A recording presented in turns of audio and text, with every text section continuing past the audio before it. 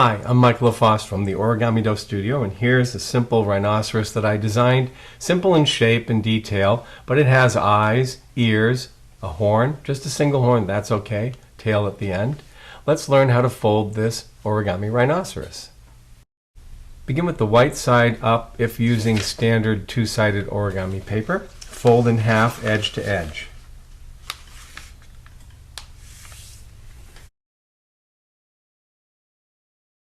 Unfold. Fold the two edges that are parallel to the center crease to meet at the center crease.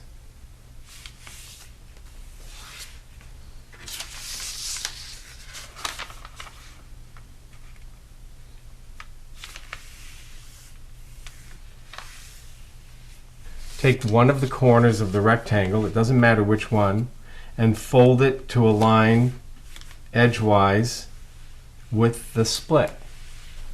You're going to unfold it and use this crease to align with the split, rotating this way until the crease is aligned, and then flatten. Unfold.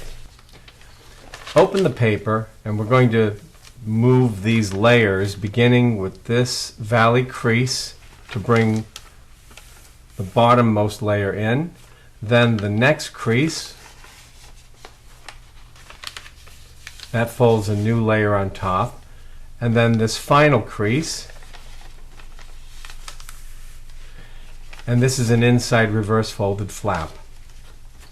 We have a triangle existing on the outside of that, and we're going to inside reverse the triangle, beginning with the bottom crease and then the next crease following. Your paper should look like this. We're going to repeat all of those steps on the opposite side. We begin with a corner fold. The crease goes to the split.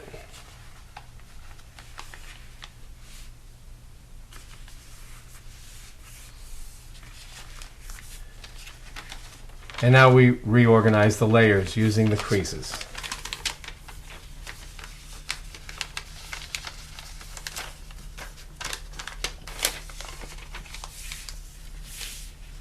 And inside reverse fold this triangle.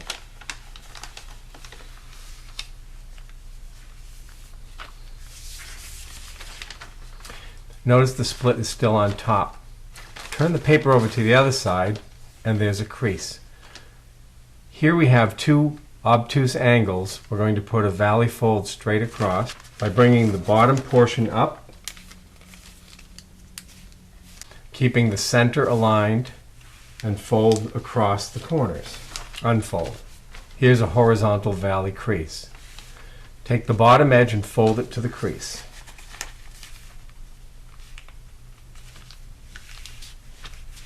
Unfold. Turn the paper over to the other side. These are now horizontal mountain creases. Bring the bottom mountain crease to the one above, folding flat and unfolding. So now we have three creases.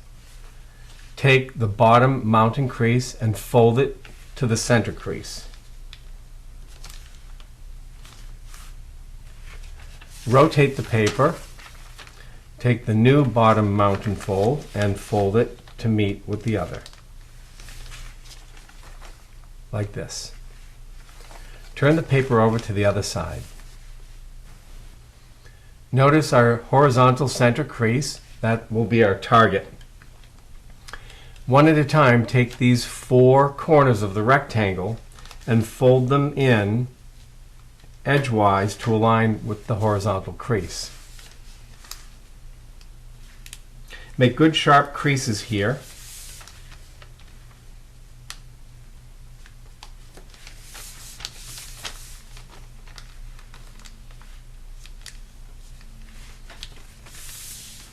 Like this. Then unfold. Turn the paper over to the other side. Open this channel a little bit and let's see what our previous work did. It's easy now to move these corners in and flatten the paper. You can see what's happened here. We're using the creases as hinges to just take that shape.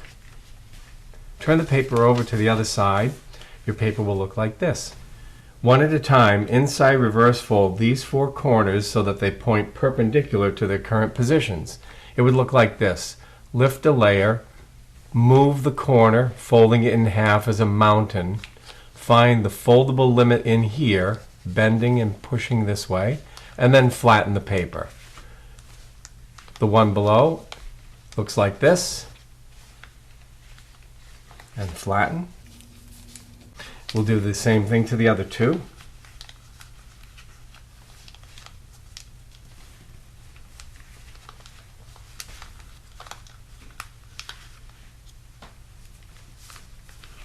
Your paper should look like this.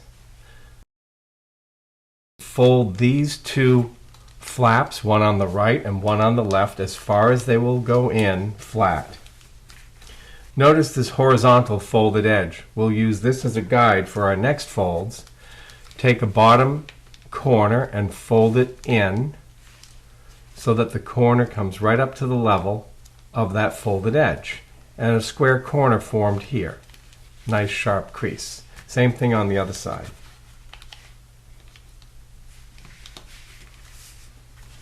Take the bottom right corner, fold it up, making a folded edge that ends at the crease end. Form a triangle that has a top edge horizontal and perpendicular to that crease. Let's do the same thing on the other half.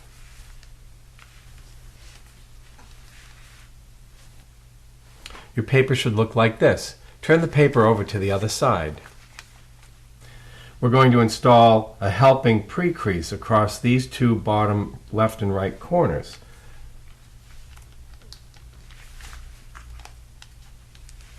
Notice that when we do this, you'll be able to see the two triangle flaps. Now unfold. So we have a valley crease at this level.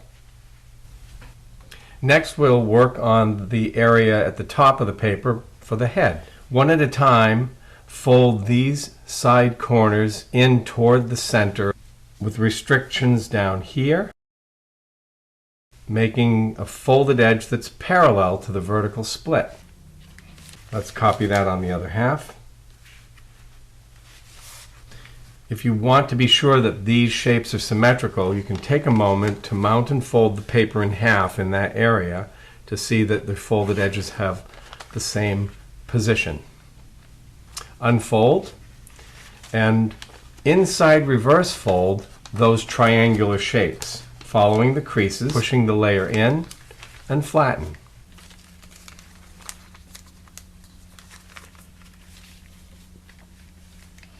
Now let's form the ears and the eyes. Beginning with the flap on the right, fold down and over toward the left as far as the paper will go flat. Fold the tip of the flap so that it touches the center line, pivoting at this corner on the center line. This corner will become an eye, and this flap will become an ear. We're going to fold the short to the long, like this. Fold the ear to point 90 degrees to its current position, placing the tip on the folded edge here, but also watch for another landmark that's important. Be sure that this edge of paper aligns with the edge here, like this. Then fold the ear straight across, pointing in the opposite direction. To tuck this remnant all the way in behind these layers, mount and folding right through like this. And there's the eye, and here's an ear.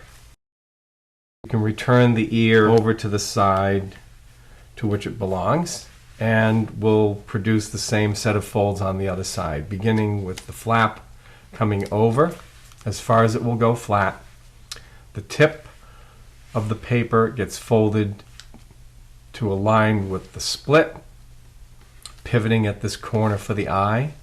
Here's our short edge to long edge fold. And then folding the ear over. Remember the alignment of the edges. And if you wish, you can just take the paper as it is, toggling the excess over. The ear will come up automatically. And then you can fold the ear back over like this. Next, we'll make the horn a little bit more skinny, folding in a bit of this cut edge, about like that. And once you've done one side, fold the other side to match. You can use the same alignment check trick, which is to mount and fold the paper in half lengthwise and check to see that your new folded edges are the same length. Then you know you have good symmetry, and it's easy to make adjustments if you don't. Your paper should look like this.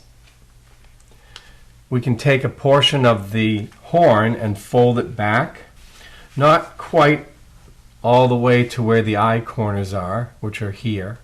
We're going to use these eye corners as a guide to fold the bottom area up, making the tail corner touch and cover the eyes.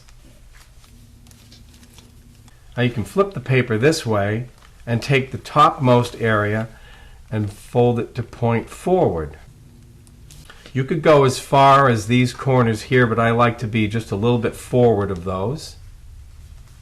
And make sure everything's aligned down the center. Now we fold the paper in half lengthwise, with the ears, eyes, and horn on the outside. With the ears pointing up, we can pull up the horn, and any amount that you think looks good will be fine. Just pulling it up, flattening it into place. Next, we'll work on the tail. We're going to begin by taking the tail corner and folding it down over. You don't want to go all the way into the middle of the back. You want to leave a distance here and any amount you want coming down. Put a good sharp crease. It'll also be helpful to reverse that crease. We can use the crease that we've formed earlier as a hinge to guide this inside reverse fold.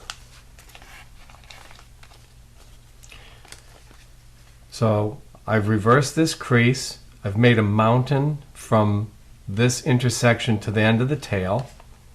And I'm going to do the same thing on the other side.